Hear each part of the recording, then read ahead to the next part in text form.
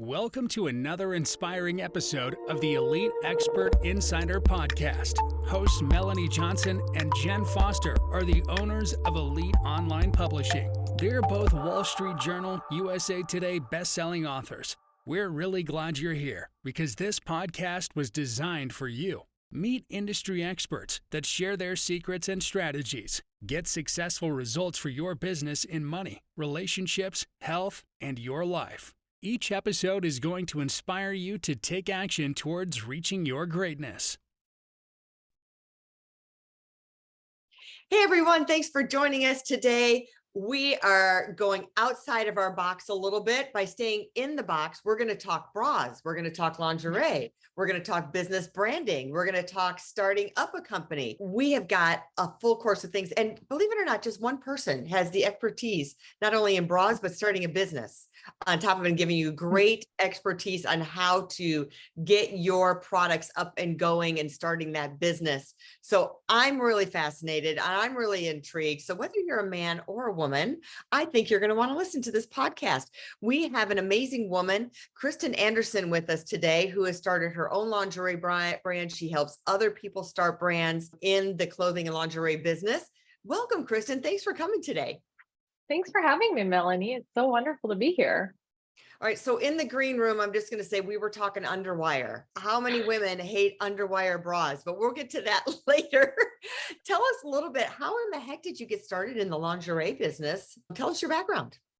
Yeah, sure. I actually always really loved fashion. When I was 9 years old, I knelt on a sewing needle while I was trying to make Barbie clothes. And it turned into like a whole epidemic, not an epidemic, but a thing to have to go through. I also loved them through like young adulthood. I ended up buying a sewing machine when I was like a nanny over my first summer job, and I started sewing right away, and I made skirts for my whole year of senior high school. Like I just would wear skirts that I made every day. I ended up going to school for fashion because I was just like really enthralled by it. I was excited to create things, and just the idea of having something that was once a pile of fabric turned into a dress or a skirt or something I could wear was really interesting. I was also plus sized at the time, so I didn't have a lot of options in the clothing realm either. Part of my inspiration to start making my own clothing was that like I didn't like what was out there, and I didn't feel like it was catered to my size or my like personality. It felt like I had to be like either a middle-aged woman or a teenage boy almost, because I'd have to wear oversized shirts or just things that weren't right for my age group. And so that really got me interested in fashion, and I ended up accidentally in lingerie because I really started like loving making party dresses. That was like the thing I like gravitated to in college. I was just like, give me all the sparkly things, all of the party dresses. And that was like where I wanted to go and play in. And it was actually an interesting time that I graduated because I was in 2019, it was in 2009. And it took me about a year to find my first full-time job in fashion. And when I found it, it was actually at a lingerie company. And I just fell in love with it. I was like, this is so much better than party clothes. This is stuff you can wear every single day. And it makes women feel amazing to have a beautiful bra on that fits them well, that feels it's fully supportive, but also not like your grandma's bra. Like women, it's so wonderful. And I realized how wonderful it was very early on, and I never wanted to leave. So it was just a really great sense that I like just landed in this wonderful place right out of college, right in my first job. It is. I love that you had that journey, and sometimes you end up in the right place you're supposed to be. Like, how did I end up in the lingerie thing? But then that turned out to be your great passion. And you think the fashion industry would be so much more in tune with full-size people? Like, they should have been that like 50 years ago, they should have been making clothes for full-size people. It's like they didn't have the light bulbs going off. Absolutely. So 67% of people are plus sized in the US right now, as far as statistics go. So it's crazy that we don't cater more to that demographic. Yeah, there's a huge hole there. So when you're starting your brand, which you have been starting, and you're helping other women do that, and even with any company, How do you really start your brand with the bang? So many people forget about their brand. In my industry, we're like, hey, your book needs to represent your brand need. Not like, I love the background and your colors are pink, right? It's kind of your website and everything. So your book cover is not going to come out and be red, white, and blue. So it all has to be cohesive. So how do you tell people to come out with a bang with their brand? That's such a great question. I think it is really about getting to know what your brand is about and what it drives it as far as like things go. Most of the time, they're in a rush and they don't want to discover what their brand is and their customer and the direction that they should go. I think this is what it is. And then they lock themselves into it. They get really precious. And most of the time with anything that we are working on, we need to be ready to kill our darlings, which is a Stephen King reference, I think. Yeah. But truthfully, at the end of the day, like there's so much process that goes into building a brand, and a lot of it is about iteration and like making constant slow adjustments that just make you go a little bit better, and you just are leveling up over and over again. That's actually the name of my brand, is actually named Iteration, because of the fact that you need to develop and iterate and keep going, because once you have something good, it's not just good enough. At some point you have to keep building on good and making sure that you're looking at what the customer thinks of as good too. And you're not just in this place where you're pushing the customer to something, you're actually pulling something out of a customer too. And I think a really good brand knows what their customer is looking for, and they're trying to solve that problem before the customer even. That takes a lot of time. It takes a lot of time to build that, and it takes a lot of research and experimentation and curiosity. You have to go talk to your customers before you're ready to talk to your customers, before you feel like polished, before you're like totally set. Because if you're totally set and you're talking to your customers and they're like, oh my God, that sucks, you're all set. And now you don't have any like wiggle room or change. So it's important to always be talking to your customers and like before you're ready, which is also, again, like another thing that we're doing with our business is we have this product that we're building. We're making a new solution for the old problem of underwired bras. Underwired bras suck. They are the thing we love to rip off the first thing we get home. It's like immediately, let me take off this underwire bra. They are old and outdated too. It's like a really old way to solve this problem. And we know it. And we've been working on it I've been working on it for about 2 years. Me and my co-founder together have been working on it for 18 months, but we're building in public. And we have a community of around 700 women right now that are helping us build this product and giving us feedback before we're selling anything. And that is actually one of these really helpful ways to build a brand with a bang, because you're actually telling people that you care what they have to say, what they have to give you, your feedback about the product. And then you're showing them the work and you're doing the upfront, so that when you actually have this product to launch and you're ready, these people are happy to support you and they're interested because they've participated in the process with you. So it's so helpful if you can do it without doing it in secret. And I think the more you can do it and be experimentative and playful and curious, that is a really good way to start. But don't be afraid to show people the rough drafts, because the rough drafts are where you're going to find the biggest like jumps to the next level. And I think a lot of people really want to build a brand in secret and private, and that just doesn't work that good. And it's really more so, I think you're talking about the product, right? You don't want to build the product in secret. Yeah. And that is so true with authors of books too. We say, hey, you've got to be putting the content out there, getting the exposure, getting that feedback.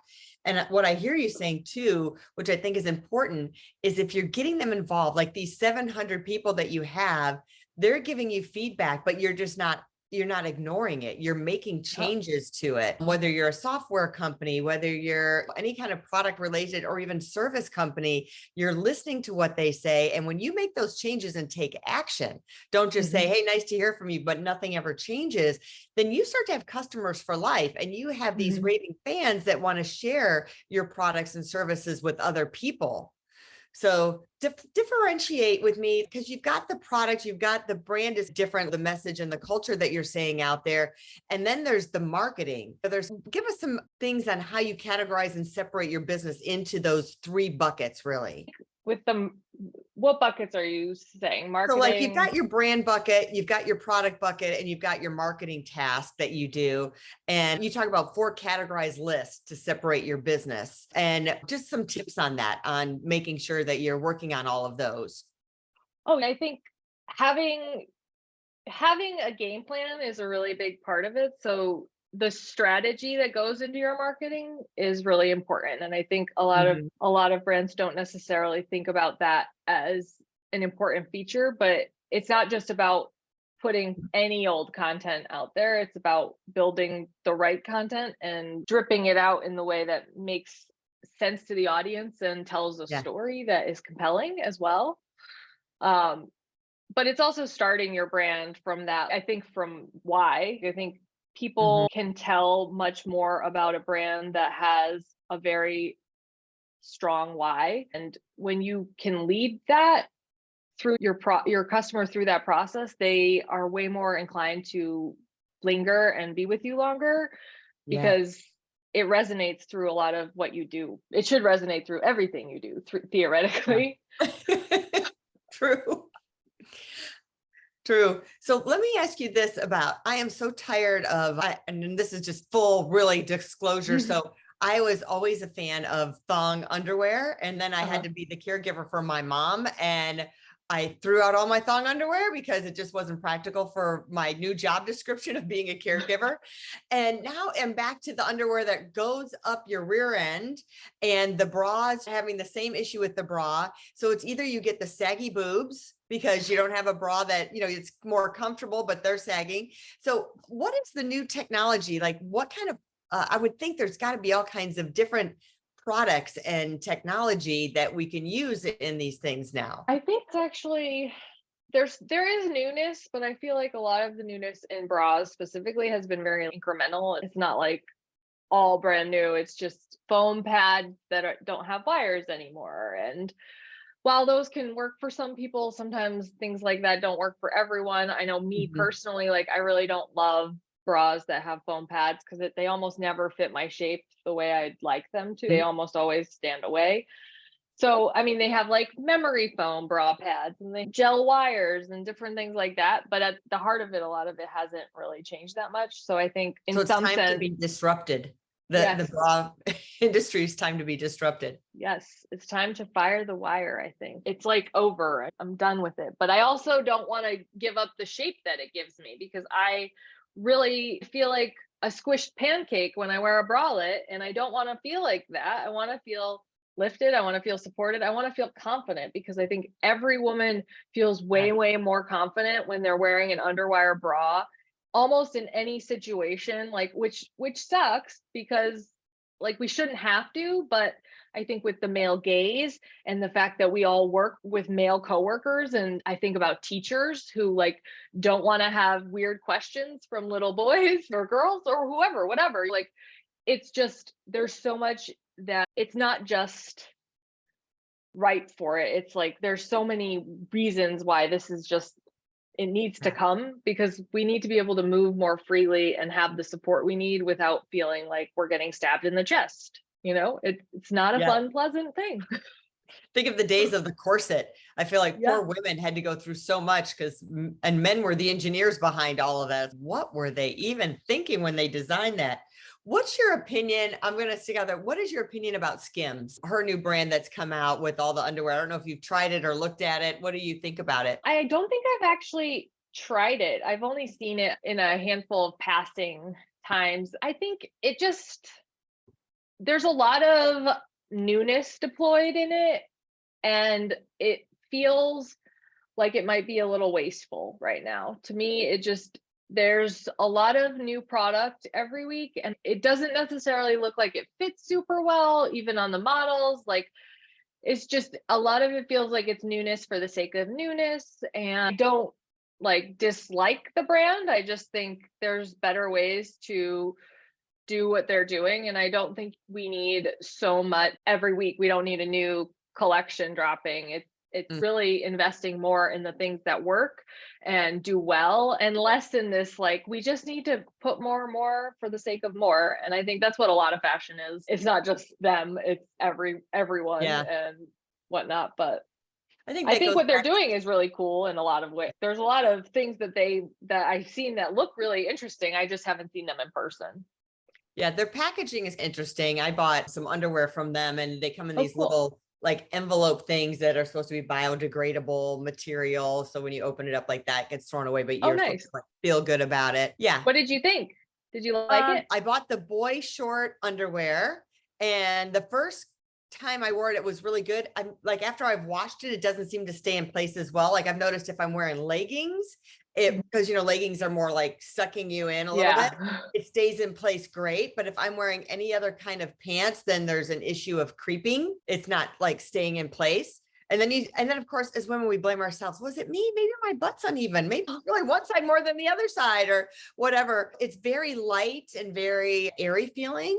The fabric is very different than anything I've felt before for underwear. Is it like a no-show? Like it's not supposed to like Yeah, I would say it's like a no-show. Yeah. I think those are really interesting. I find those hard for just about everyone. They like almost always roll. It's just if leggings are perfect, and for me at least, if you've got any flesh on your body, I feel like they just start to roll immediately, basically. So I love them with leggings, but that's about it because it's like the only way that it'll stay in place. They're going to stay in place. Yeah. So maybe that's good for every pair. But yeah, otherwise it moves. But the fabric is very like feathery, very light and kind of feathery feeling. I'll have to check them out.